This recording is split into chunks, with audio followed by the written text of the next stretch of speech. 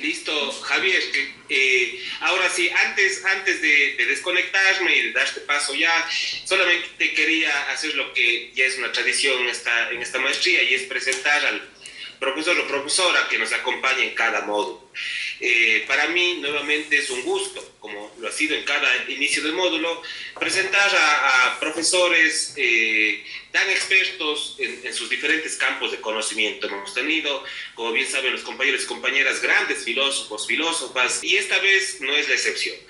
Además, por una cosa muy especial, que hace un momento recordaba Javier nos dio al inicio de este gran proyecto tan importante para la Universidad de la SUAY, un curso, ustedes recordarán el curso de hermenéutica, relacionado con hermenéutica en aquel tiempo. Y por supuesto, ahí ya teníamos el compromiso con Javier, para nosotros un gusto como universidad, que él sea nuestro docente de hermenéutica. Un módulo muy importante en nuestra formación de maestría.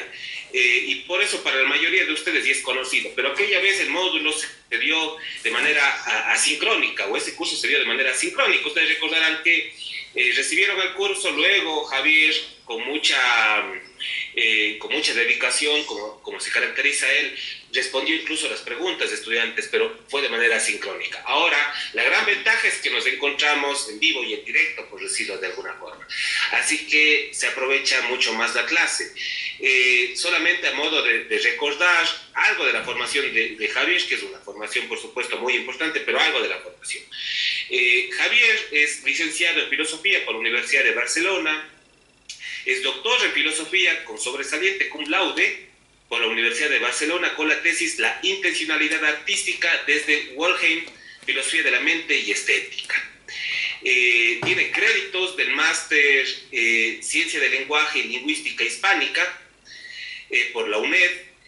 Tiene el programa de doctorado Lenguas y Culturas de la línea de investigación Teoría y Práctica de los Discursos por la Universidad de Córdoba.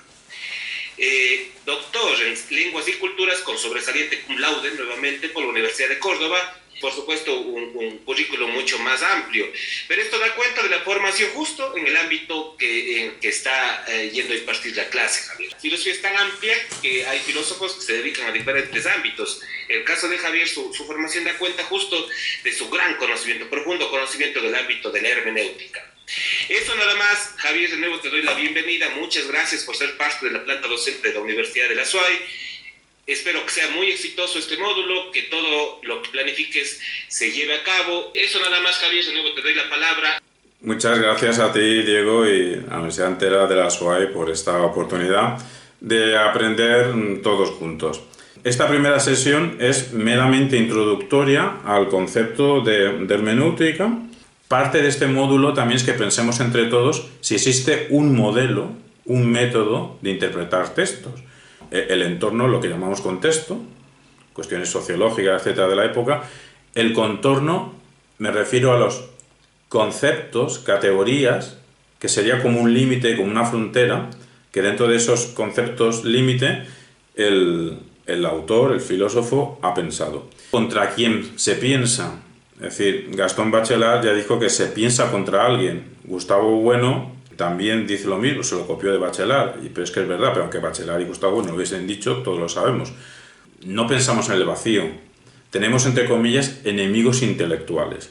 Entonces pensamos contra alguien, se piensa contra alguien, y se puede extender esto a las vanguardias, al arte en general, siempre son reacciones, ¿no? Pues, pero ¿contra quién pensó este filósofo o filósofa? ¿Qué significó en su momento ese texto? ¿Qué repercusiones ha tenido? Bibliografía de hermenéutica. La considerada clásica es Verdad y Método de Gadamer. Y hermenéutica se asocia a Gadamer. Pero si tuviese que sintetizar todas estas 12 sesiones en una sola frase, es que pensemos que la hermenéutica se dice de muchas maneras. Que a lo mejor vamos a tener entre todos, vosotros y un servidor, dificultad en definir qué es la hermenéutica, no ahora en la primera sesión del curso, del módulo, sino el último día, porque hay varias hermenéuticas y algunas son contradictorias entre sí, algunas son deslizamientos, pequeños cambios, pero no son coincidentes todas las hermenéuticas que hay. digamos, pues, dos escritos por hermenéutica de Dilthey, Luigi Pareison, Estética, Teoría de la Formatividad, Verdad y Método de Gadamer, Paul Ricoeur, Escritos y Conferencias de Hermenéutica, ¿no?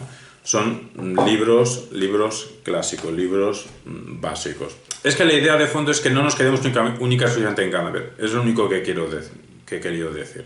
Empezamos pues ahora mismo y empezamos a presentarnos. Si uno es capaz de ponerse delante vuestro a pensar con vosotros de hermenéutica, es porque en su momento pensé sobre el fenómeno de la intencionalidad artística, que es uno de los problemas clave de la hermenéutica, y posteriormente he pensado estrategias discursivas en el mundo del debate. Entonces me di cuenta al estudiar debate, estrategias para debate, que la hermenéutica me era muy útil. Y alguno pensará, pues muy bien, pero es que yo no hago debate.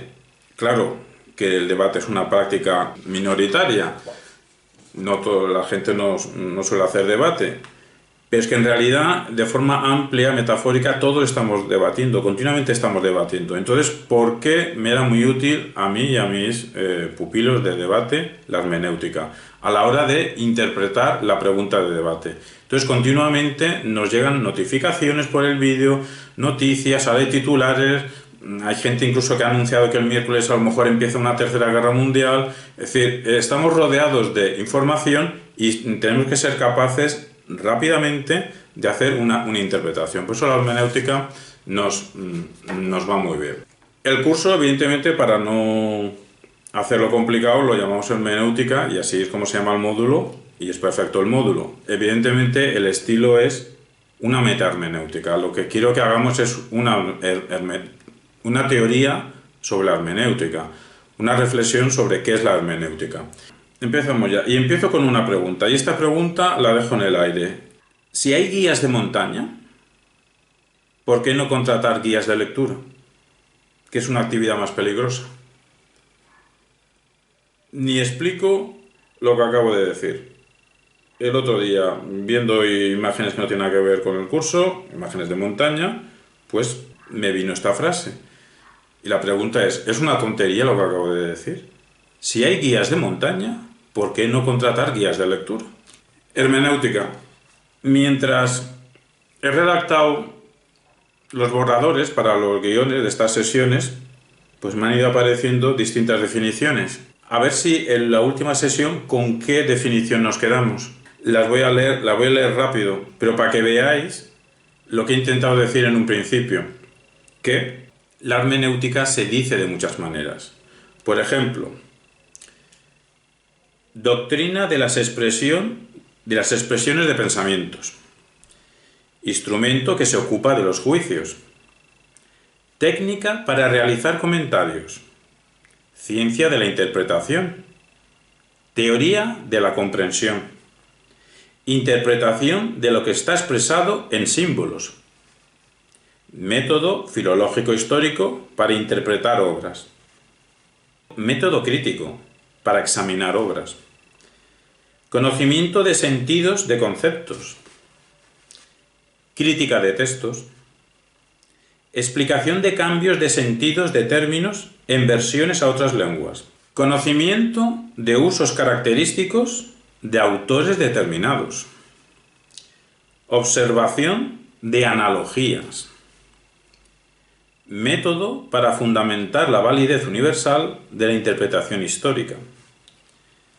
identificación de los estados psicológicos o intencionales del autor, explicación de los elementos formales de la estructura de la obra, apertura de las infinitas lecturas posibles del receptor, análisis existenciario de la historicidad en cuanto a modo de pensar originariamente, modo de comprensión de las ciencias del espíritu y de la historia desde las tradiciones, fenomenología orientada lingüísticamente hacia el examen y valoración de la riqueza del lenguaje, análisis de los problemas de interpretación, comprensión auxiliar en la explicación de los hechos, crítica de las ideologías, actitud contraria tanto a la idea de razón instrumental como a las tesis positivistas, pensamiento de las nociones comprensión, comunicación, diálogo, Investigación de los juegos lingüísticos. Pues también hay unas 20 definiciones, ninguna es mía, todas son síntesis de pensadores distintos con los que uno se puede cruzar a la hora de pensar la hermenéutica. Podemos ver un aire de familia, que todo tiene que ver con la interpretación y con la comprensión. Pero nos podemos fijar ya que algunas definiciones se fijan más en el elemento psicológico del escritor, otras se fijan más en el aspecto estructural de la obra y otras a lo mejor se centran más en el aspecto de la recepción. Y a lo mejor algunas se centran en una especie de entrelazamiento de estos tres elementos. Pero vemos que hay distintas versiones. Y no todas van a coincidir en qué es comprender, porque a lo mejor, vale, hermenéutica, teoría de la comprensión. ¿Y qué es comprensión? Nos volvería a pasar otra vez lo mismo. Podríamos tener a lo mejor 10, 15 o 20 maneras distintas de lo que es comprender, ¿no? Podemos sospechar que en la hermenéutica, y repito que hoy solo son ideas de conceptos, mañana será una introducción histórica, hoy voy a intentar no nombrar muchos autores, pues ha habido un deslizamiento semántico pues de la hermenéutica entendida como arte, en el sentido de técnica interpretativa, en un principio de mensajes sagrados. El deslizamiento ha ido a una hermenéutica pues como ciencia, ya no técnica, sino como ciencia, de los principios necesarios para interpretar correctamente tanto enunciados orales como textos escritos. Recuerdo, o digo por primera vez, y lo diré muchas veces a lo largo de este módulo, que existe un entrelazamiento fuerte entre retórica y hermenéutica. Y si no ha sido ese entrelazamiento explícito en la historia de la filosofía, sí que ha sido un entrelazamiento subterráneo. Se puede rastrear. El problema aquí es que la palabra, la voz retórica, también tiene una infinidad de sentidos. Igual, se puede decir lo mismo, retórica se dice de muchas maneras. Pero vamos a definir de una manera básica y simple hermenéutica. Teoría de la interpretación. Nos quedamos para tener una visión, algo donde cogernos a la mano y poder avanzar, hermenéutica, teoría de la interpretación. De ahí que este curso sea una metahermenéutica, una interpretación de la teoría de la interpretación. Y ahora vendría el problema. ¿Interpretar qué? Ya he dicho hace unos segundos que en un principio lo que se quería interpretar eran mensajes sagrados.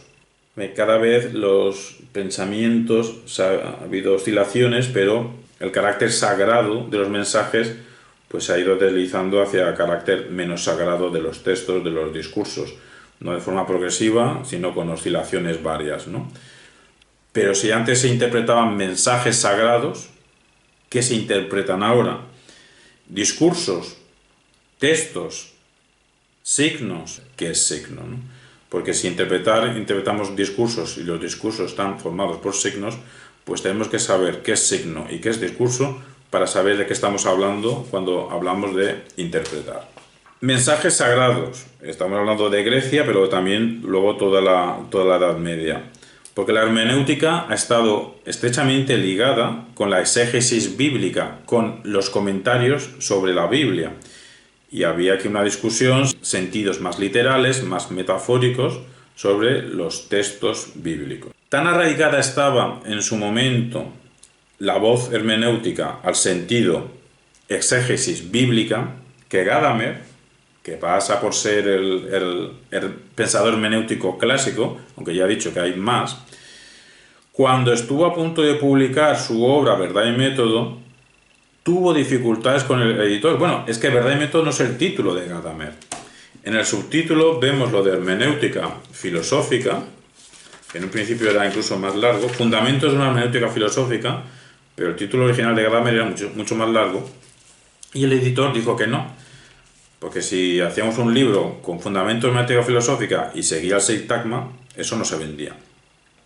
Y ahí tenía un peligro, que la palabra hermenéutica no podía aparecer en el título principal porque estaba asociado a la interpretación de la Biblia. Entonces llamar un libro hermenéutica filosófica podría generar confusión. Si hermenéutica es interpretar la Biblia, hermenéutica filosófica, ¿Qué quiere decir eso? ¿Interpretar la Biblia filosóficamente? El libro al final, acertadamente por el editor, y Gadamer a lo mejor no pudo salirse con la suya, se llama Verdad y Método, que al menos a nivel mnemotécnico es más fácil de recordar, ¿no? Finalmente, la hermenéutica se convierte en una corriente filosófica clave en el siglo XX y en el siglo XXI. Podríamos decir que es una superviviente, lo dejo también en el aire. En el siglo XX ha tenido distintas corrientes filosóficas, podría ser el siglo de la filosofía, aparte de momentos estelares antiguos, porque en el siglo XXI ya llevamos más de 21 años y podemos pensarnos si nos llevamos del siglo XXI están habiendo corrientes filosóficas tan potentes como los primeros 22 años del siglo XX. Entonces la hermenéutica podría ser una superviviente. Bueno, Gadamer lo que hace es ensanchar un camino ya abierto en la época romántica por Schleiermacher, por Dilthey, por Ricoeur, sin olvidarnos, como he dicho, en la teoría de la formatividad de Luigi Parisson, que es el libro La estética, teoría de la formatividad de Luigi Parisson, es de 1954. Es un libro anterior a Verdad y Método.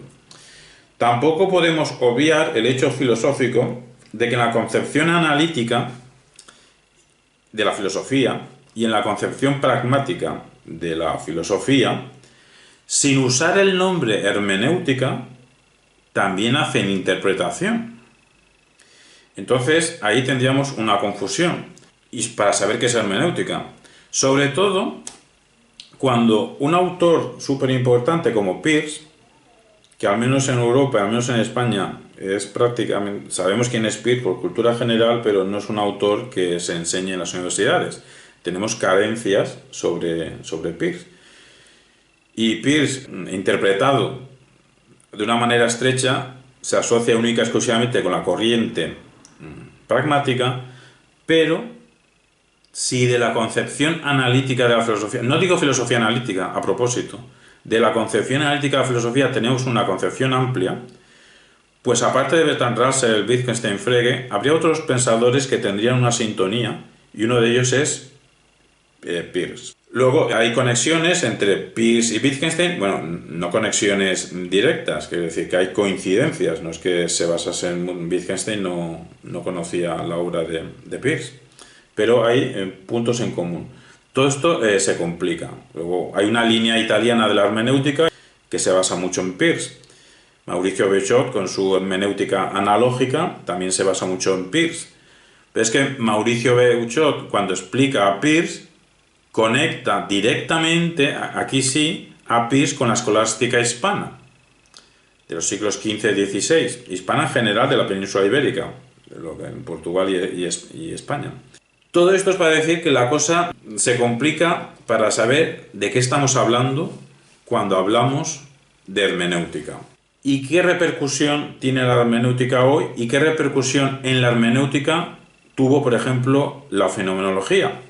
Acabamos de decir que en los 21 años largos que llevamos del siglo XXI, pues salvo la corriente de los nuevos realismos actuales, de los realismos especulativos, una corriente surgida incluso en Internet, más que en textos, no hay ahora corrientes nuevas filosóficas, pues la gran corriente filosófica del principio del siglo XX, todos sabemos que es la fenomenología, y sabemos que influyó vía Husserl, Heidegger, Gadamer, influyó en Gadamer.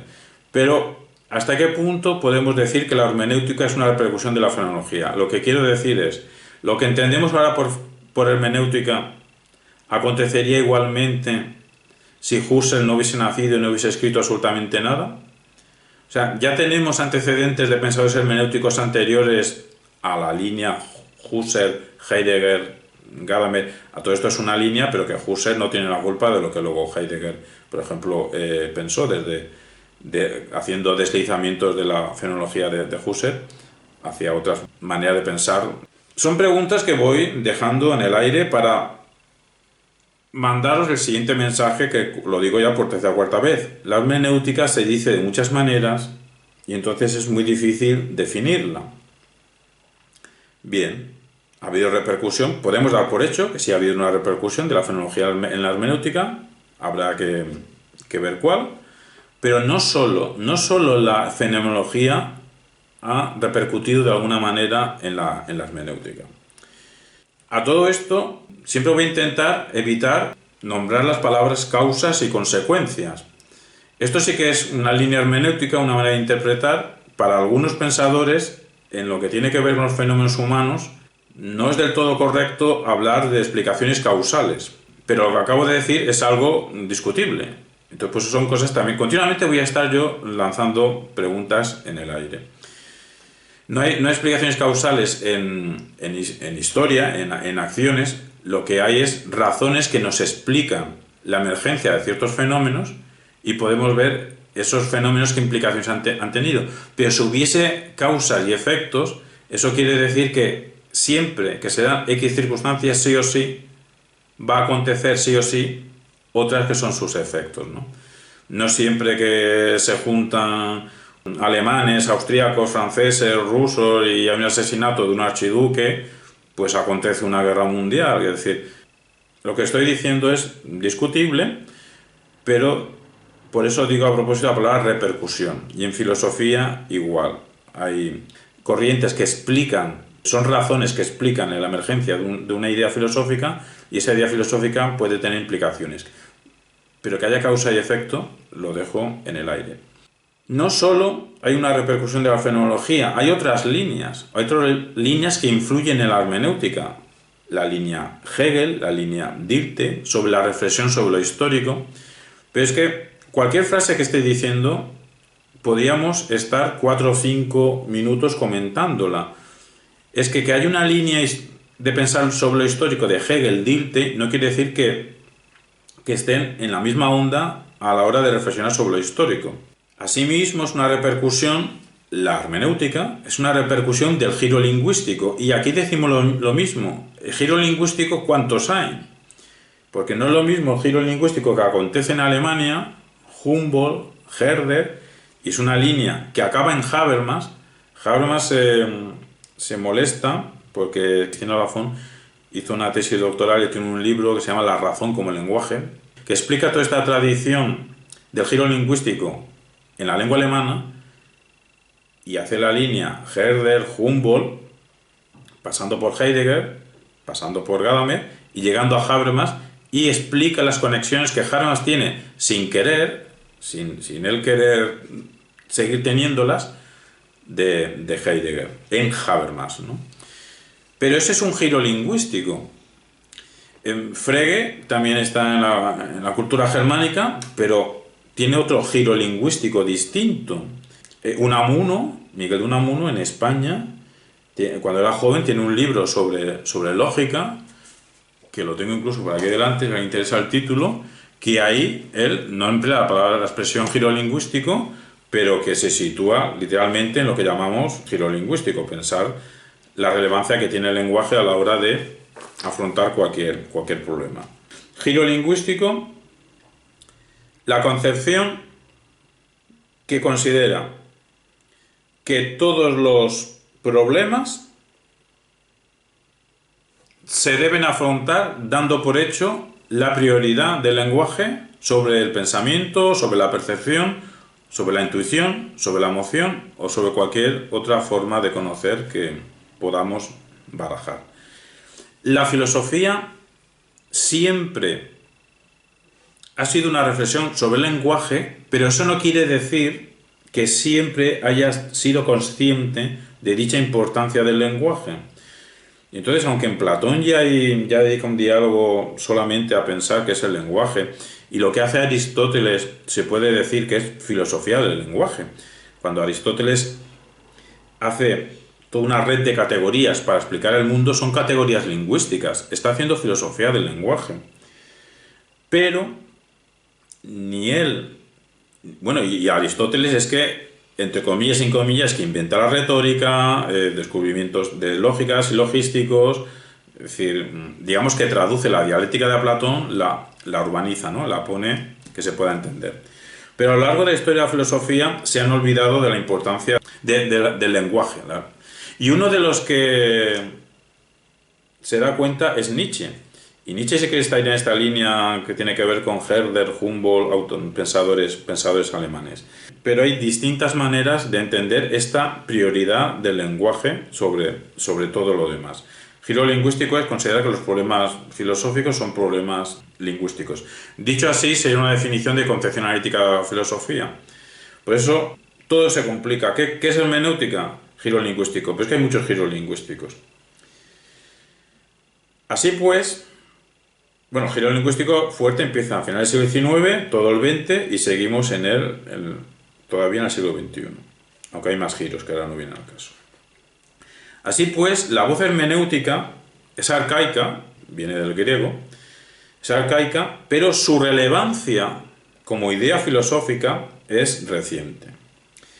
Se podría decir que es una corriente superviviente, el supuesto agotamiento de la escolástica marxista. En los años 60, en los años 70, en los años 80, el marxismo tenía mucha importancia, al menos en Europa, pero también el existencialismo a mediados del siglo XX, el estructuralismo en los años 80.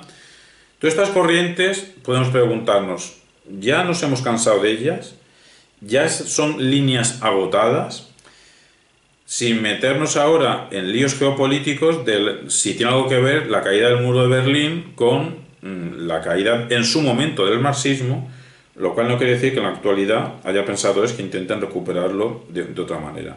Todo lo que estoy intentando decir es una serie de corrientes que en la segunda mitad del siglo XX fueron muy importantes y casi que han desaparecido. ¿Quién hoy en día se llama a sí mismo un filósofo existencialista? Sonaría raro, pero si dices, no, yo estoy estudiando hermenéutica aplicada a lo que sea, pues no suena raro. Tras varias crisis filosóficas, moda tras moda, permanece la hermenéutica. Y permanece o pervive, será por algo, será por su grandeza. En el fondo, no serían, y esta es otra pregunta clave del curso, del módulo, ¿no serían todos los pensadores filosóficos hermenéuticos? Es decir, ¿podemos concebir algún filósofo que no sea un intérprete? Y no ya un intérprete de la realidad, sino un intérprete de filósofos anteriores. Si a veces se achaca la filosofía para los que no están dentro de ella, y a lo mejor algunos estudiantes, vosotros venís de mundos fuera de la filosofía, se puede achacar a la filosofía que algunos filósofos son simplemente comentaristas de algún libro, pero que no aterrizan en la realidad. Entonces, si ser hermenéutico es ser intérprete, ¿cómo podemos decir que hay unos filósofos que sí son hermenéuticos, sea eso lo que sea, y otros que no? ¿No serían todos hermenéuticos? Por la sencilla razón de que acaso todos están continuamente interpretando los anteriores. ¿Qué chino, indio, griego o de cualquier otros lares fue el primer filósofo? Quien sea el primer filósofo, quizá ese, bueno, hipotéticamente debe haber un primer filósofo sin el quizá. Ese no fue un intérprete de ningún otro filósofo anterior.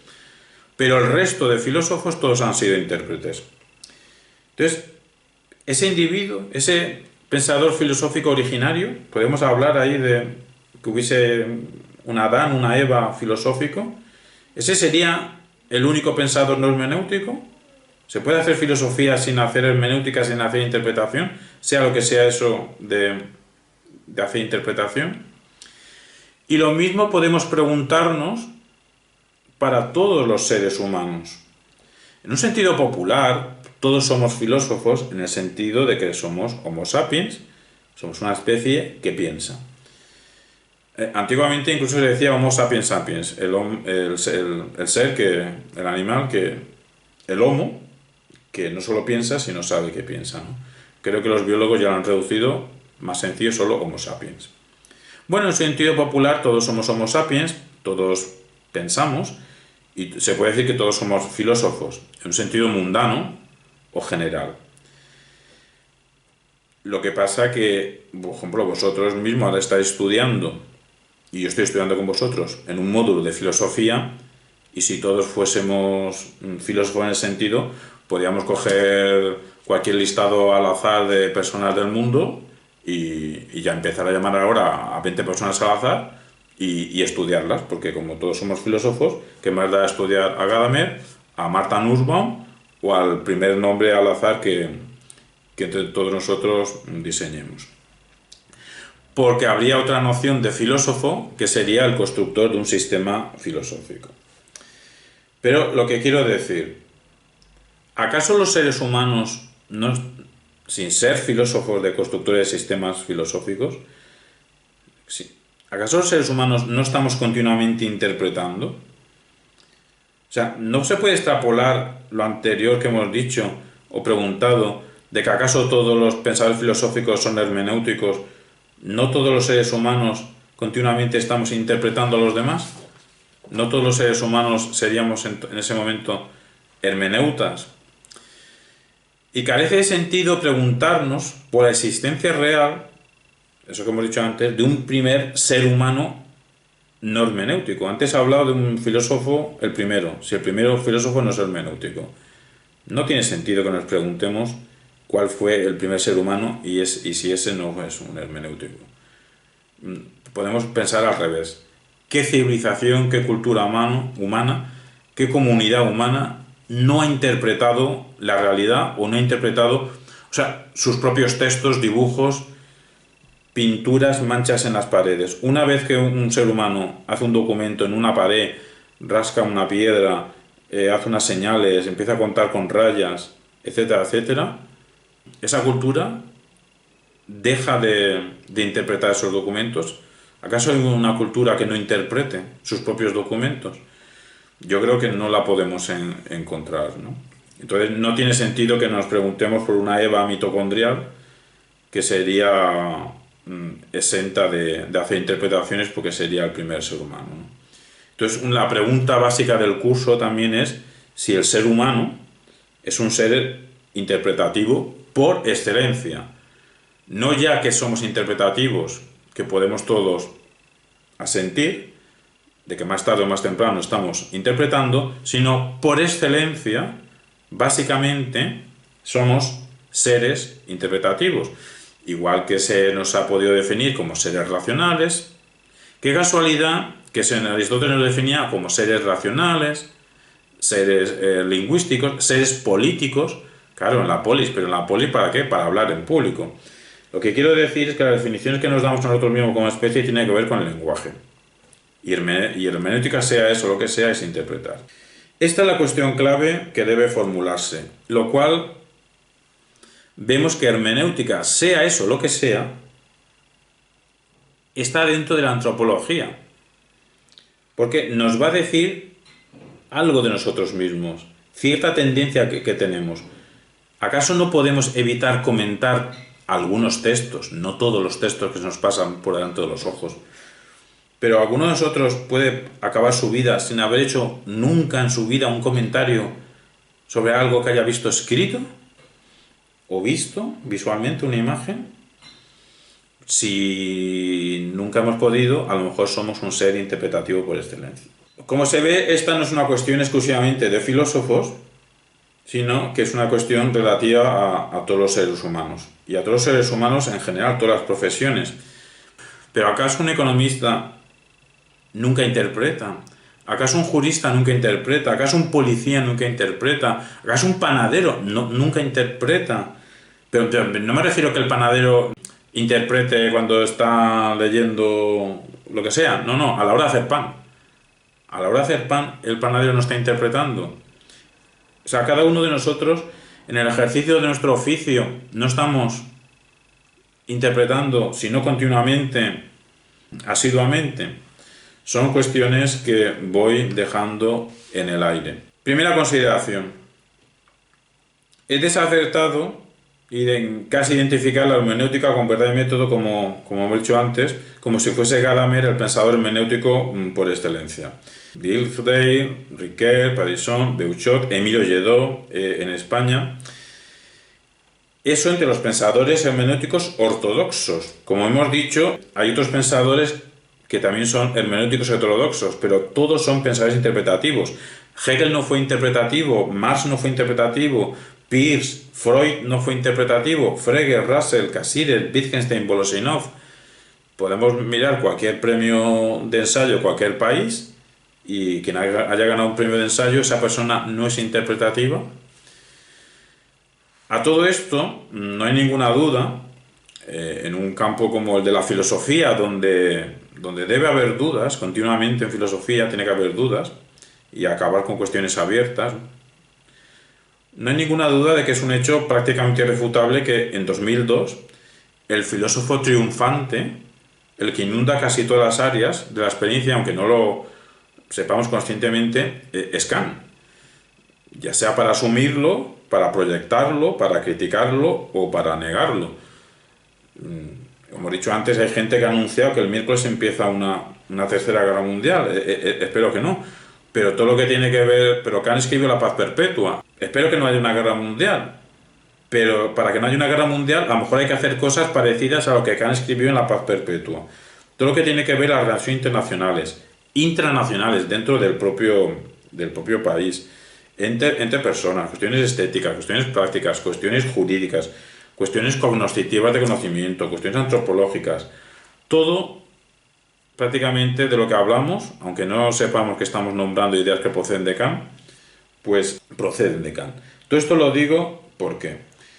Porque si en algún sentido podemos decir que desde 1800 hasta 2002 Kant ha sido la referencia, aquí quiero subrayar que a lo mejor la hermenéutica o cierta concepción de la hermenéutica, porque ya hemos dicho que hay muchas, a lo mejor la hermenéutica supuso una reacción al kantismo, contra el kantismo. He aquí la dificultad que yo, un servidor, y creo que cualquiera, tiene para hablar de estas cosas. Es que conforme estaba diciendo la frase, me iba a cortar para explicarme, entonces no acabó nunca la frase. Pero es que la frase ya estaba mal. La frase es, ¿acaso la hermenéutica no es una reacción contra Kant? Por lo que ha dicho en mis primeras palabras, hay muchas hermenéuticas. ¿Qué hermenéutica es la que está más en contra de Kant? ¿Qué hermenéutica es indiferente frente a Kant? ¿Y qué hermenéutica, la concepción analítica, es heredera de Kant? Por eso cualquier frase que digamos sobre la hermenéutica va a ser falsa. Pero bueno, eso no nos tiene que invitar al silencio. Avanzamos. ¿Y acaso Kant no podemos considerarlo, concebirlo como el intérprete de la realidad? Son cuestiones que voy dejando en el aire. Un uso hermenéutico que podemos hacer del pensamiento kantiano es su referencia a la analogía en filosofía. En la crítica de la razón pura, pues apela al hecho de que un recurso no dice un recurso hermenéutico, dice que un recurso a utilizar en filosofía es la analogía.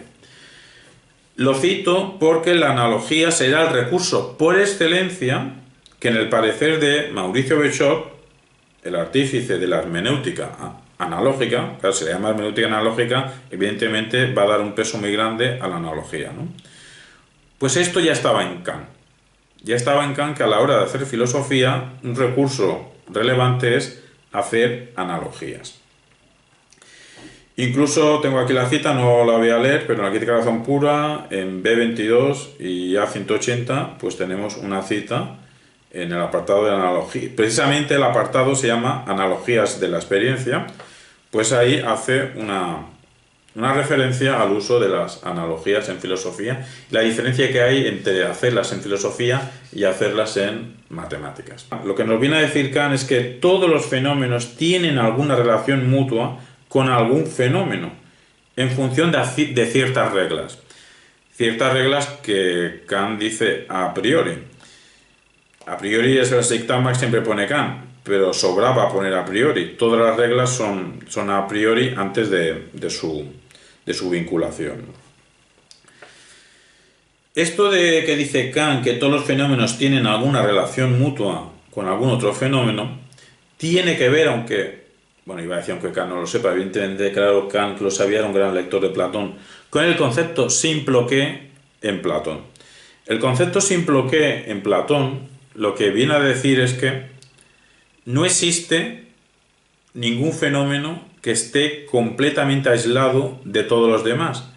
No existe el atomismo, pero tampoco existe que cada uno de los fenómenos esté interconectado con absolutamente el resto de todos los fenómenos. Esa explosión conectiva tampoco se da. Lo que sí se da, según Platón, y eso es lo que significa la palabra griega simploqué, es que cada fenómeno está en conexión, en red, con varios fenómenos distintos. Y no hay ninguno solo ni ninguno conectado con todos.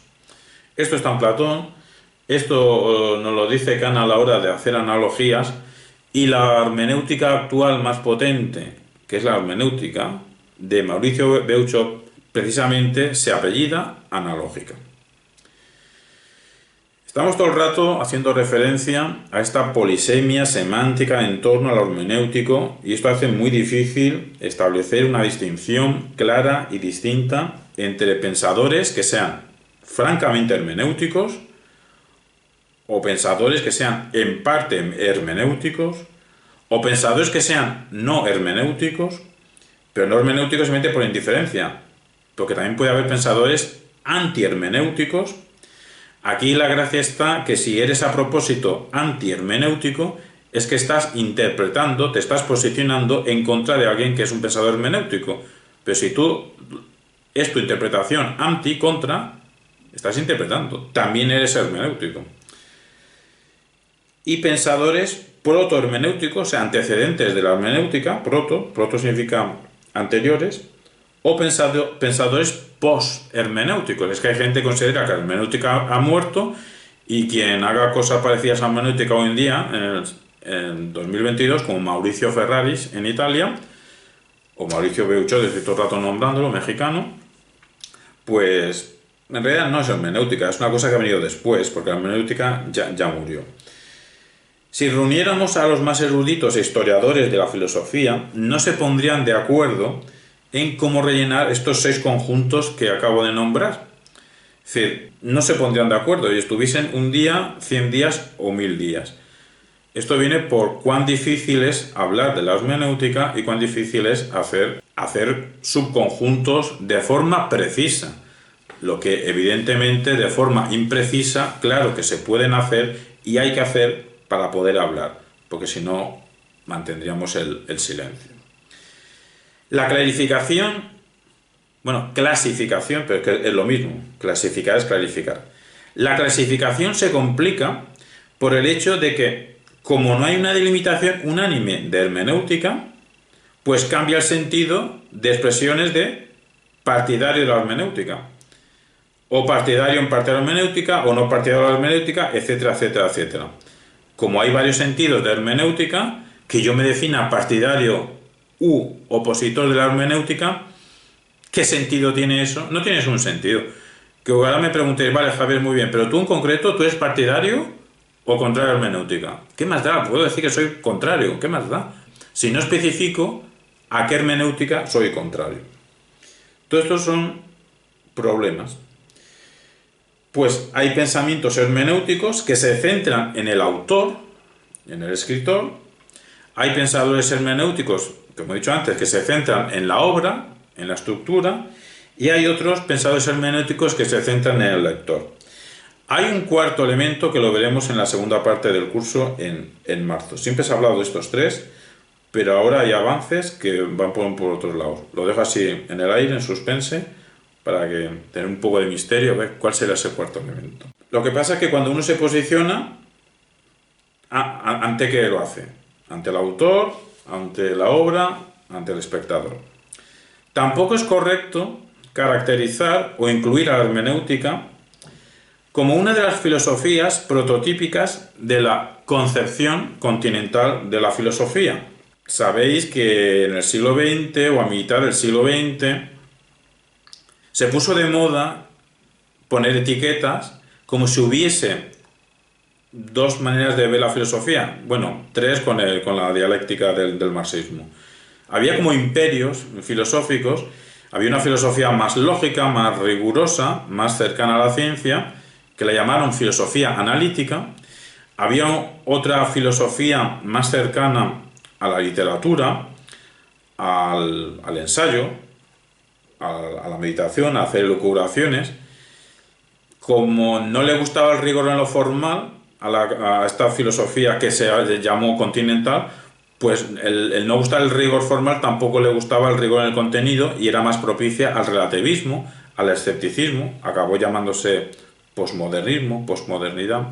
Ese tercer imperio filosófico en los años 70, 60, 50 era geopolíticamente la Unión Soviética y era el marxismo. Pero bueno, esas tres pero se reducen a dos, o continentales o analíticos.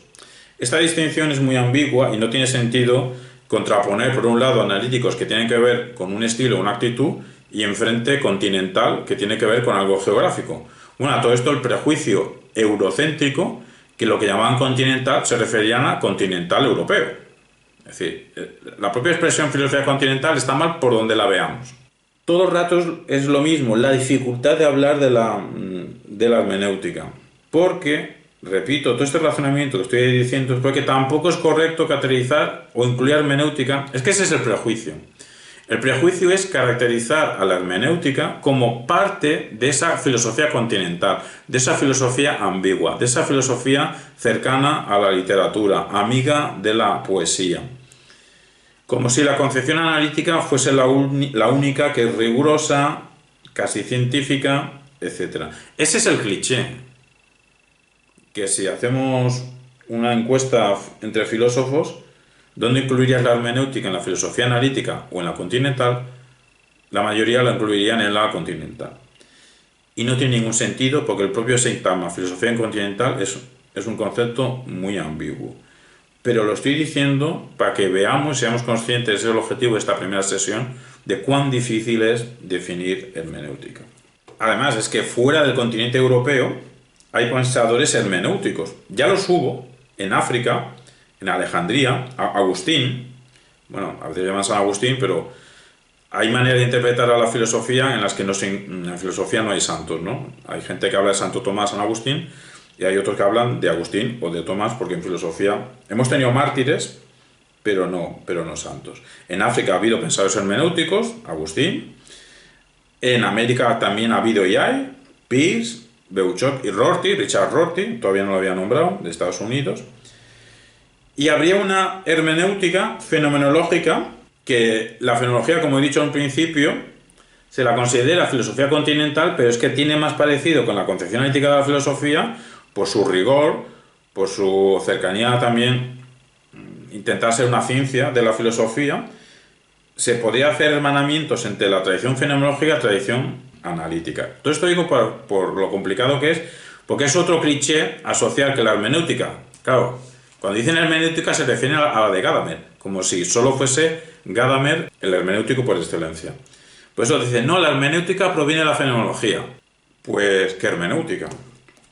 Ni siquiera la de Gadamer. Ya veremos que Gadamer se basa en Husserl, que es el fenomenólogo, se basa en Heidegger, se basa en Dilthey. A toda esta filosofía ambigua que llamamos continental, es mejor llamarla de otra manera, lo que pasa es que la expresión es larga. Concepción ontológico-existencial de la filosofía. Es mejor, pero no sin problemas. Pues habría también pensadores ontológicos o existencialistas, hermenéuticos, como Heidegger, pero no todos los pensadores, cuando digo ontológicos me refiero a pensadores que piensan sobre la realidad. No todos los pensadores que piensan sobre la realidad o todos los pensadores que piensan sobre la existencia son hermenéuticos. Hartmann es un filósofo importante del siglo XX que piensa sobre estos asuntos y no es hermenéutico. No se declara hermenéutico, que no es lo mismo. Ni todos los pensadores que se declaran hermenéuticos son pensadores ontológicos sobre la realidad o existencialistas.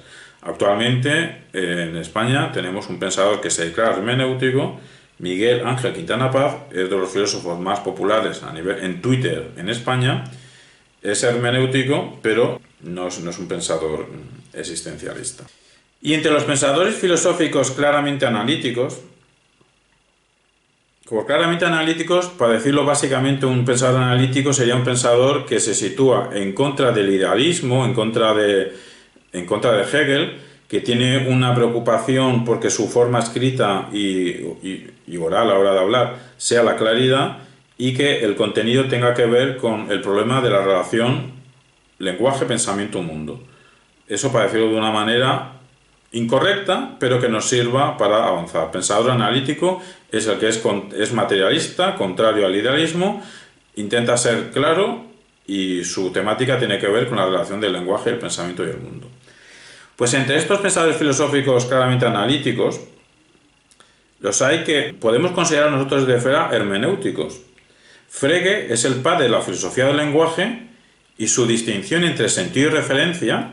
O sea, que hay palabras que aparte de tener una referencia tienen un sentido, el sentido tiene más que ver con lo subjetivo y la referencia tiene que ver con lo externo.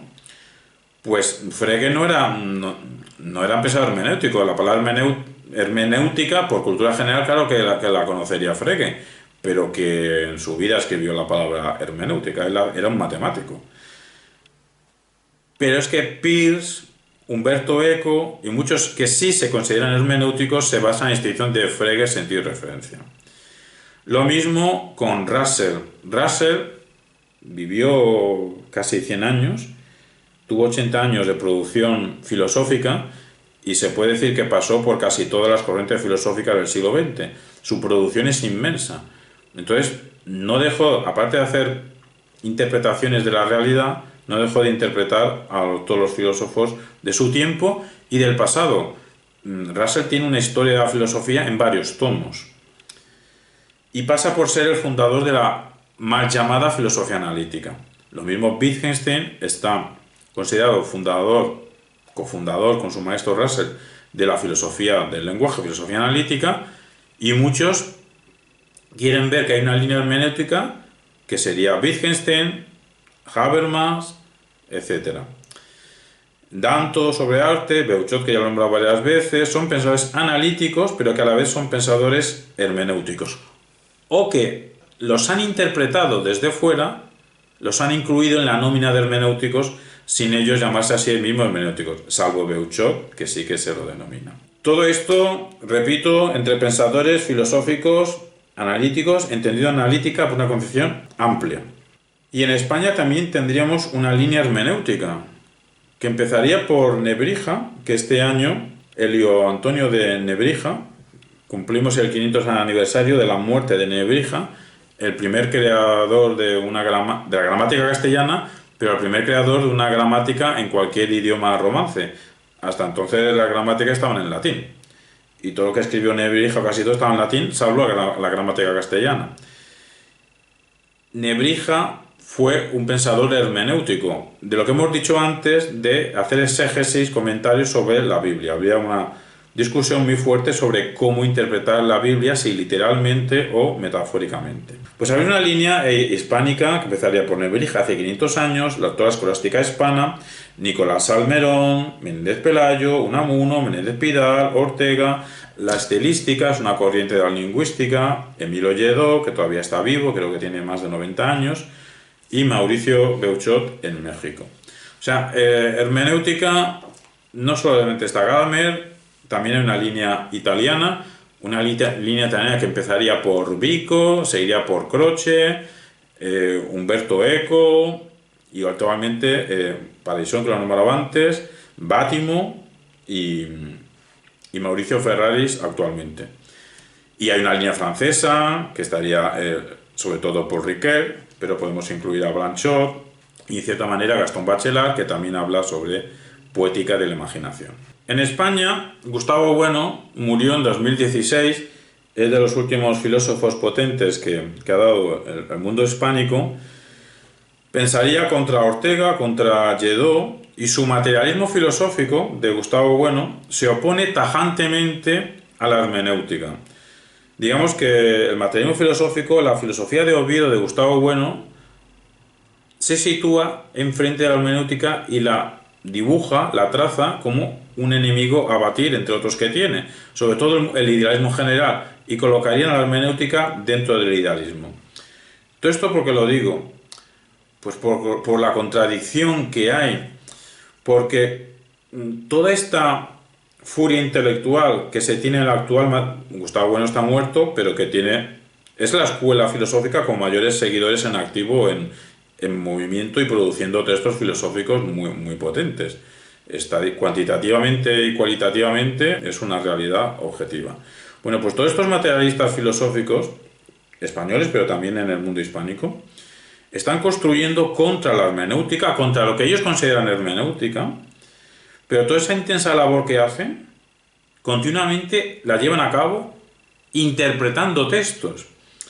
No es que un servidor ahora quiera sonreírme, ni ponerles en evidencia, ni decirles cómo gastéis tanta energía contra la hermenéutica, porque la hermenéutica solo es interpretar textos y vosotros materialistas estáis explicando la realidad.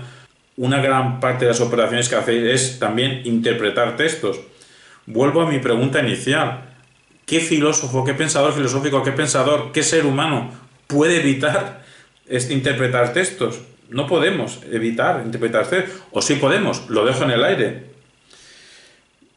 Y todo esto lo hacen desde cierta concepción metodológica que la llaman teoría del cierre categorial.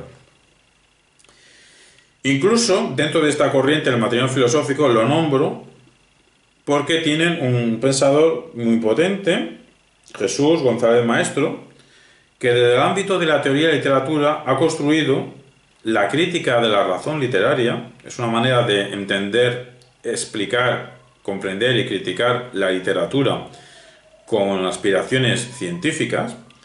Lo construye desde el materialismo filosófico y situándose en contra de la hermenéutica, pero su crítica a la hermenéutica como doctrina interpretativa de textos la realiza interpretando textos, interpretando obras literarias.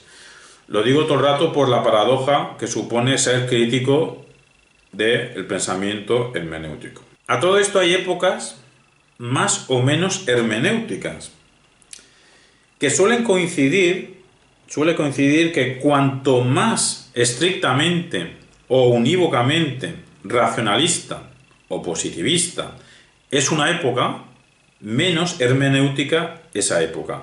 A mayor racionalismo, a mayor positivismo, menor estilo hermenéutico.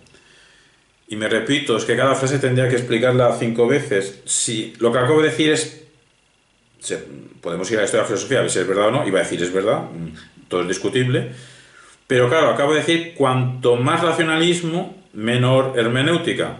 Claro, me refiero al cliché sobre racionalismo, porque es que la hermenéutica también es racionalismo. La hermenéutica no son intuiciones, la hermenéutica, sea lo que sea, no son estados afectivos. La hermenéutica es un diseño racional, es un uso de la razón. Entonces, se entiende y no se entiende la afirmación de que en épocas mayormente cientificistas, positivistas, racionalistas, menos hermenéuticas son. Se entiende, pero se puede no entender, porque la hermenéutica también es racionalismo. Así, allí donde haya triunfado Descartes, o Descartes le hayan puesto una estatua, pues en esos sitios no crece el pensamiento hermenéutico. ¿Por qué? Porque se piensa que donde ya haya una razón demostrativa que de forma calculadora, matemática, lógica, formalmente, vaya explicando las causas de la realidad, por eso lo explicaba antes que las explicaciones causales son de esta actitud científica, pues donde haya este pensamiento calculador demostrativo, no cabe interpretación alguna. ¿Qué vas a interpretar de una raíz cuadrada? Es decir, podrás ver si hemos resuelto bien el ejercicio matemático, pero allí donde la razón demostrativa demuestre algo, no cabe interpretación alguna. Y eso nos servimos todos. Hay ciertas conversaciones que a veces caemos en la falacia de decir, esto está demostrado científicamente. Cuando queremos cortar o que no nos molesten en una conversación o no tenemos pruebas, vamos a ver, ¿qué me discutes? Si es que está demostrado científicamente. Claro, donde triunfe la razón demostrativa, no crece el pensamiento hermenéutico. Asimismo, a mayor racionalismo logicista, matemático, menos espacio también para la retórica. Lo digo que casualmente coinciden. Cuando triunfó Descartes, se acabó la retórica durante un par de siglos. La retórica tuvo su importancia en Grecia, en Roma, en la Edad Media, pero cuando triunfa el Renacimiento con esta razón matematizante, se acabó la retórica, porque ya no tenía sentido, bueno, creían que no tenía sentido encontrar fórmulas persuasivas. No cabe la persuasión allí donde ya existe una correcta demostración. Lo dejo en el aire. ¿Es casualidad o no es casualidad que cuando triunfa la razón logicista matemática no triunfa la retórica, pero tampoco hay sitio para la hermenéutica? Tendríamos que comprobar si coinciden las épocas retóricas con las hermenéuticas. Lo dejo en el aire, puedo tener intuiciones, pero me puedo encontrar con contraejemplos históricos, ¿no? Pero lo dejo en el aire. Las épocas dialógicas, las épocas que se prestan a la conversación, que tendrán que ver con ciertos regímenes políticos, y aquí no me puedo extender, una tesis propia de un servidor, es que la teoría del conocimiento no es solo teoría del conocimiento, es ciencia política. O sea, es imposible tener ideas sobre cómo conocemos sin a la vez tener ideas sobre cómo convivir. Casualmente, en la época fuerte de la teoría del conocimiento, con Locke, Hobbes, Hume, estos teóricos del conocimiento a la vez tenían otros libros que son tratados de filosofía política. No es casualidad que sean los mismos teóricos del conocimiento los que fundaron la teoría del conocimiento en el 17, 18, 19, es que son los mismos que fundaron la filosofía política. Pues tendrá que ver esto de que en épocas dialógicas se asocian en cierta medida con periodos democráticos. Democrático entre comillas, otra palabra que requiere media hora de explicación, ¿no? Pues allí donde manda un dogma cerril, un dogma cerrado, allí no cabe diálogo abierto alguno. Entonces pregunto, ¿también pasa lo mismo que las épocas hermenéuticas son épocas interpretativas? ¿Son épocas en cierta medida democráticas? Pues no lo tengo tan claro. Digo sinceramente, igual que tengo clarísimo que las épocas dialógicas retóricas son épocas que tienen que ver con lo democrático, sobre todo en Grecia, en Roma, la Edad Media también puede poner contraejemplos. Pero no está claro lo hermenéutico que se asocie con épocas democráticas, pues lo hermenéutico se puede concebir como una invitación a entrar en diálogo. Sí, entrar en diálogo allí donde hay un dogma o donde hay una tradición que conservar. Si hay un dogma, una tradición que conservar, hay intereses por interpretar. Pero claro, si estamos en una época dogmática, no es una época democrática. Entonces, hay épocas dogmáticas no democráticas que han tenido interés en la hermenéutica para conservar la correcta interpretación de sus textos sagrados. Por eso lo digo, que me estaba viniendo arriba con que la hermenéutica tiene que ver con épocas democráticas, pero a lo mejor no. Repito que en épocas dogmáticas les interesa conservar la tradición y conservar lo que algunos consideren por correcta interpretación. Por eso allí donde hay una, entre comillas, desviación interpretativa, allí surgirá algo, llámale hermenéutica, teoría de interpretación o llámale como quieras. Surgirá un intento por saber cuál es la interpretación correcta. Y eso es una definición de hermenéutica. Todo esto apunta a si existe un método hermenéutico. Un método hermenéutico. Ya hemos dicho que el libro clásico de Gadamer se llama Verdad y Método, que a él no le gustaba el título y puede confundir, pero esa es una pregunta. ¿Existe un método? Bueno, todo esto ya lo sabemos todos, la palabra método pues procede del griego, que significa camino, ¿no? ¿Existe un único camino para interpretar textos? Allí donde prolifere el todo está permitido, y me retrotraigo a que lo que he llamado, bueno, no es que lo llame yo, posmodernismo, o sea, los años 80, 90 del siglo XX, cercanos no, dentro del relativismo, pues estaba la tesis de todo está permitido, todo vale, porque no hay ninguna instancia superior a otra que tenga un criterio que dictamine qué es el arte correcto, la moral correcta, el conocimiento correcto. Bien, allí donde prolifere el todo está permitido, no cabe método hermenéutico alguno. Y ahora me respondo a lo mejor yo mismo, cuando me he preguntado, a lo mejor lo hermenéutico tendrá que ver con épocas democráticas, porque el todo está permitido, así que podemos estar en acuerdo que es en épocas democráticas. Que uno diga todo está permitido, solamente lo puedes decir en un contexto democrático. Pues precisamente en un contexto democrático en el que todo esté permitido, si todo está permitido, no cabe una interpretación, buscar cuál es la interpretación mejor. Si todo está permitido, cabrán múltiples o millones de interpretaciones. Pero no tiene sentido preguntarnos por la interpretación correcta cuando todas están permitidas. De ahí que es complicado si asociamos o no periodos políticos concretos, más democráticos o menos, con periodos más o menos hermenéuticos.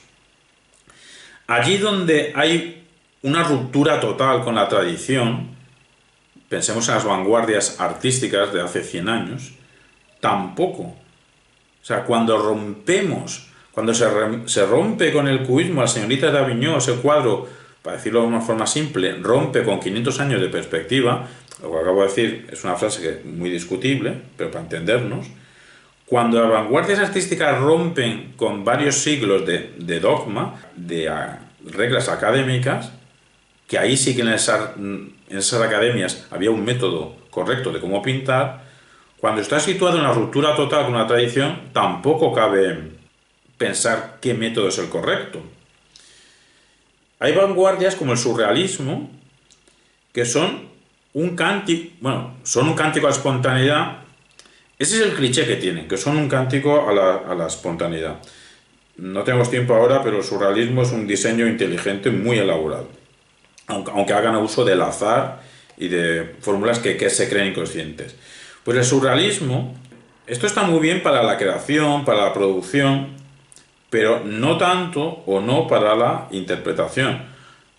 Me refiero a que todo lo que sea cultivo de la espontaneidad es enemiga de la interpretación. Repito lo mismo, cabe muchos surrealismos. Es que a lo mejor el surrealismo no es tan cántico a la espontaneidad como el cliché que se supone. Allí donde se piense que algún sentido transmitido hay, cuando pensemos, aquí hay un sentido, aquí se ha transmitido un mensaje, cuando pensemos que eso ocurre, entonces posiblemente se necesitará de un método para encontrarlo, para hallar ese sentido. Sobre todo cuando no está claro, porque si hay una claridad absoluta del sentido y referencia de un mensaje, si está clarísimo de forma absoluta para una inmensa mayoría de la población, pues tampoco tendrá sentido preguntarnos cómo interpretar eso y desde qué método interpretarlo. Es decir, quizá vayamos ya aterrizando que va a surgir hermenéutica o teoría de interpretación cuando surja la necesidad de saber distinguir qué es una interpretación falsa y qué es una interpretación verdadera o correcta de cierto texto, de cierto discurso o de cierto cuadro, de cierta imagen, etc. Quizá entonces se precise hermenéutica. No podemos perder de vista que cada documento, o algunos documentos, ha podido recibir varias interpretaciones a lo largo del tiempo, sobre todo cuando se da una ruptura con el canon tradicional. Las obras, textos, mensajes, obras filosóficas que hacen un cambio, una ruptura, seguramente tienen distintas interpretaciones. No solo en filosofía, sino también en literatura, como El Quijote, que no nos vamos a extender, pero sufrió distintas interpretaciones en su presente, luego con los románticos, etcétera, etcétera, y en la actualidad. Entonces, ¿qué se precisa para interpretar? Hombre, al menos un conjunto de reglas interpretativas que vayan continuando, que vayan conformando, que vayan actualizando un sentido. El problema será qué reglas y quién realiza dichas reglas.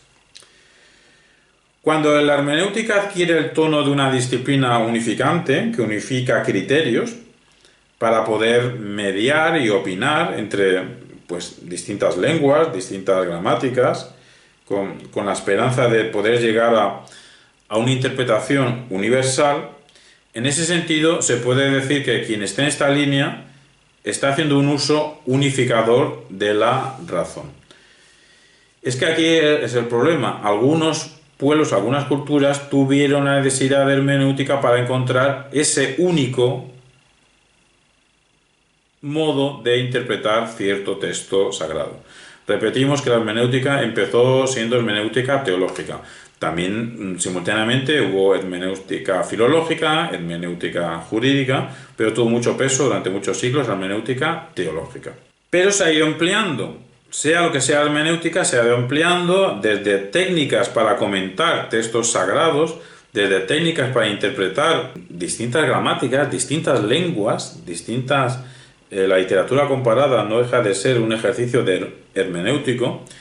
Pasó a intentar ser la hermenéutica, en algunos pensadores, intentaron hacer ciencia. Dilthey, ya veremos, que intenta, sin ser científico, intenta llegar a cierto rigor. Y Dilthey sí que construye ciertas reglas sobre cómo interpretar. ¿Interpretar qué? Pues cuestiones que tienen que ver con el quehacer, con las cosas que hacen los hombres, que tengan que ver con lo estético, con lo artístico, y en general con todos esos mensajes polisémicos, que no sean unívocos, amigos de la plurisignificación, porque repito, cuando hay un mensaje clarísimo, no tiene sentido interpretar.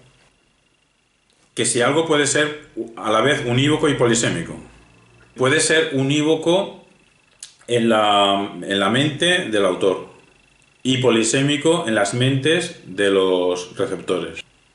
En la mente del autor puede a propósito jugar con esa polisemia, con esa diversidad. Puede él saber encontrar varias fórmulas para explicar una acción, una atmósfera, y sabe que si lo dice de cierta manera puede generar cierta ambivalencia, y a lo mejor eso ya le va bien. Puede a propósito utilizar expresiones equívocas. Pero cuanto más se acerca a lo equívoco, llega un momento que tampoco él se está aclarando consigo mismo.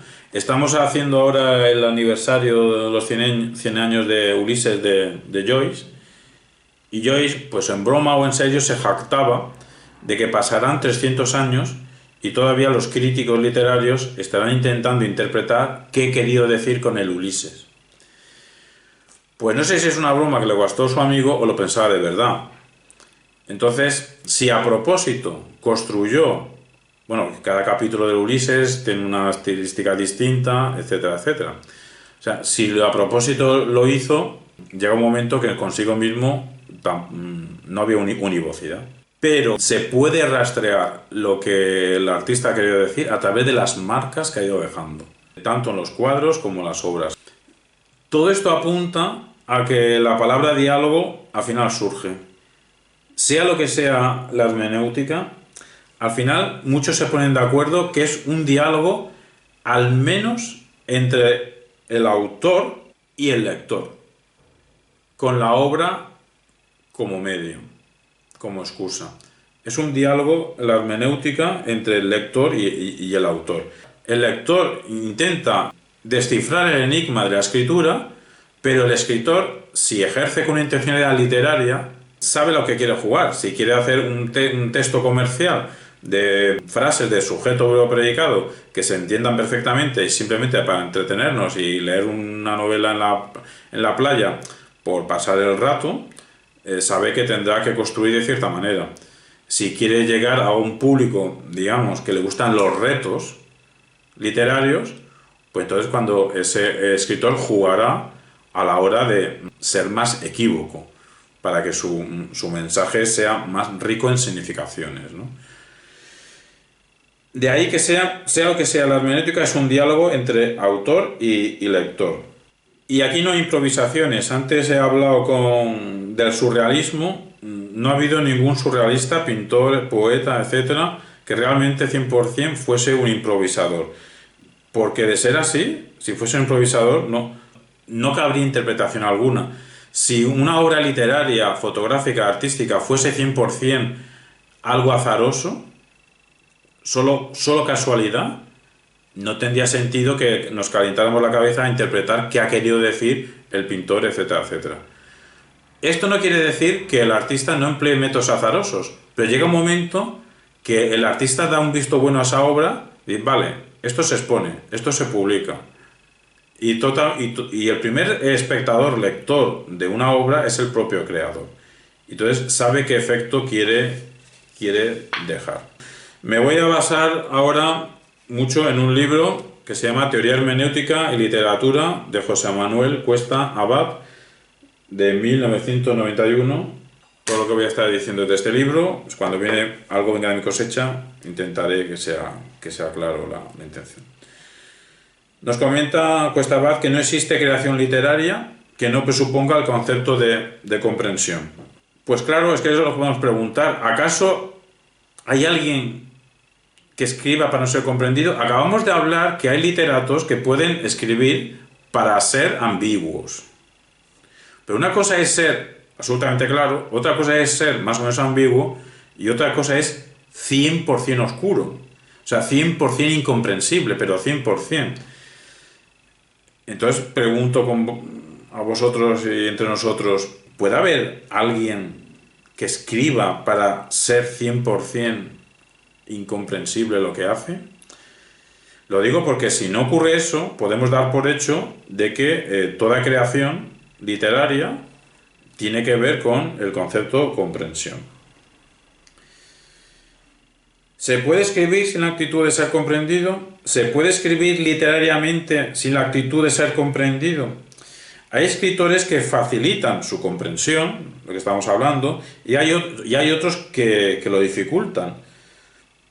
Pero esto tendrá que ver con obras, como he dicho antes, más o menos comerciales o más o menos pretenciosas en el asunto de la cualidad estética. Es más, ¿se puede escribir literariamente con la actitud deliberada de no ser comprendido? Lo que acabo de decir. Tú puedes escribir a propósito de ser comprendido. Wittgenstein argumentaba que no existen los lenguajes privados. No existe un lenguaje que sea única y exclusivamente de un solo individuo.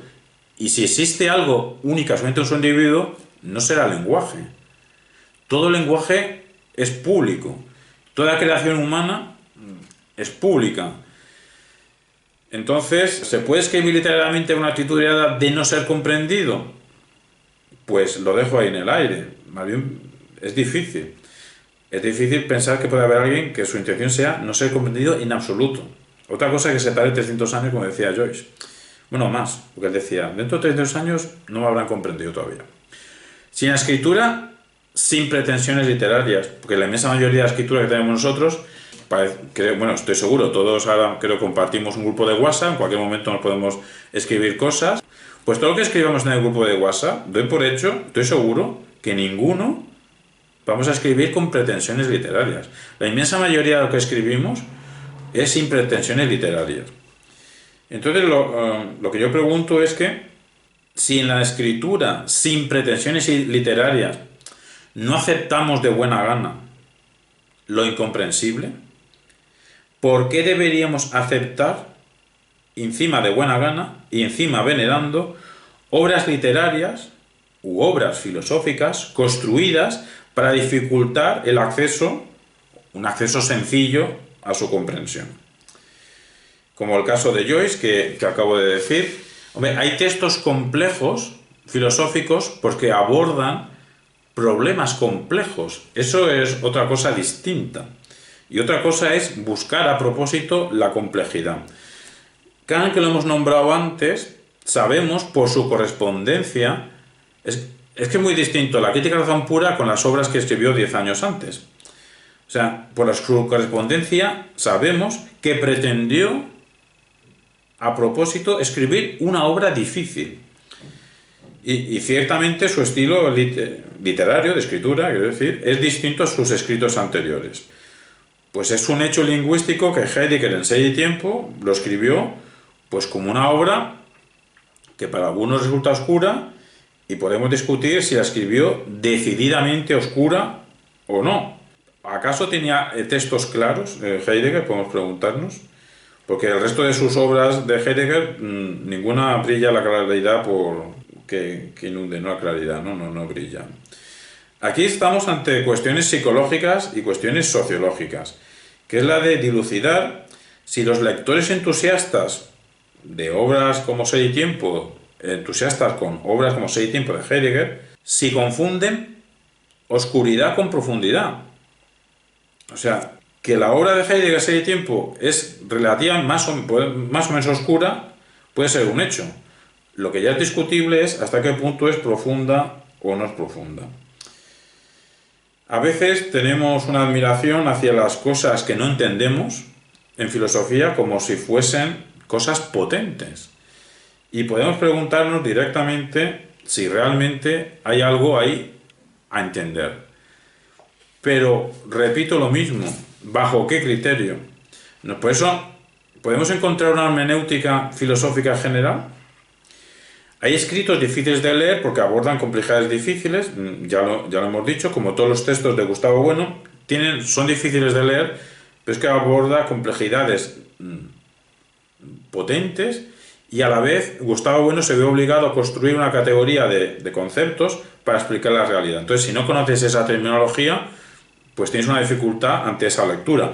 Pero Gustavo Bueno no tiene un propósito de escribir de forma difícil. Lo que pasa es que en filosofía algunos tienen la tendencia de hacer una escritura enigmática. Lo de enigma es una palabra muy importante en hermenéutica, porque varios se ponen de acuerdo que hay textos literarios que suponen tal reto al lector que en realidad son enigmas a descifrar. Un autor como Adorno, un autor como Gadamer, hay frases que son muy parecidas en la teoría estética de Adorno, publicada póstumamente en 1970, y Verdad y método de Gadamer de 1960, hay frases iguales que dice que el pensador hermenéutico, el intérprete, lo que tiene que hacer es descifrar ese enigma que es la obra de arte o la obra literaria, dando por hecho de que todas las obras literarias, al menos las potentes, son enigmas. Y de ahí, por ejemplo, antes hablamos de obras comerciales, obras con pretensiones literarias. Adorno es un pensador, es un filósofo, podría tildársele de elitista estéticamente, como que hay arte en mayúsculas y hay arte en minúscula, y entonces Adorno quizá podría decir, claro, el intérprete tiene que comentar enigmas porque las obras supuestamente artísticas que no suponen un enigma, en realidad es un kitsch, no son obras artísticas. Para Adorno, un criterio, no para saber qué es la hermenéutica, sino un criterio para saber qué es arte, es si ese artefacto a comentar es un enigma. Si es un enigma, posiblemente sea arte. Si no es un enigma, parece una novela, parece una literatura, parece un cuadro, pero es algo comercial para entretenimiento. Estoy diciendo lo que podría pensar un pensador elitista, como si hubiese dos maneras distintas de pensar. Ya veremos cuando veamos la línea hermenéutica italiana, que Umberto Eco estudia muy bien, esa línea, digamos, popular de los cómics. El problema lo tenemos con qué es leer, qué es encontrar el sentido. Y lo encontramos los que somos docentes, nos vemos que cada vez pues hay cierto déficit en capacidad lectora. Entonces, hay muchos alumnos que suspenden exámenes porque tienen dificultades a la hora de entender las preguntas. Y como no saben leer, claro que saben leer, pero quiero decir que no saben leer con sentido, pues les cuesta estudiar. No es que no sepan estudiar, es que les cuesta leer con sentido, ¿no? Lo mismo en el ámbito político. ¿Qué porcentaje de nosotros se lee los programas electorales de los partidos políticos? ¿Y qué porcentaje de nosotros realmente entendemos cuando a veces se ponen cuestiones técnicas en política, en el programa? Es decir, entonces se puede decir que votamos. Si no entendemos lo que leemos, ¿dónde vivimos? ¿En qué mundo vivimos? Si un mundo humano, cuanto más rico semántico es, más plural es, más riqueza, un ser humano con una estrechez semántica de sentidos, ¿dónde vive? Pregunta que dejo en el aire. ¿Pueden o podrán los robots leer textos en el futuro? O sea, ¿habrá alguna vez que las exigencias de comprensión se puedan poner por algoritmos y podamos diseñar robots que puedan leer por nosotros y transferirnos luego a nosotros los sentidos hallados de forma exacta, de forma precisa por esos robots? Unos robots que tengan una base de datos brutal y entonces sepan saber todos los sentidos que ha tenido una frase del Quijote, una palabra, saber todas las etimologías. La informática podrá construir un algoritmo de la interpretación perfecta en filosofía, en literatura, en el visionado de cuadros, es decir, en la percepción de cuadros. Puede haber una hermenéutica tecnológica que interprete por nosotros y luego nos pase todas esas interpretaciones correctas según algún método. Son cuestiones que dejo ahora en el aire. Acabo de decir que ese tiempo es difícil, los escritos lógicos de Gödel son difíciles, el Ulises de Joyce es difícil, pues podríamos bajarnos una aplicación informática, lo entiende por nosotros, una aplicación informática que podría hacernos una especie de escáner cerebral para decirnos la información de tal manera que nosotros la entendamos, y depende de qué cerebro se aplique esa aplicación, pues verterá cierta información de cierta manera o de otra manera en otro cerebro. Y todos entenderemos el tiempo. Todos nos creeríamos que entenderíamos el tiempo. Todos nos creeríamos que entendemos el Ulises de Joyce. Todos nos creeríamos que entendemos las paradojas lógicas, los teoremas de Gödel. Y entonces, ¿dónde cabe la lectura? El placer de la lectura.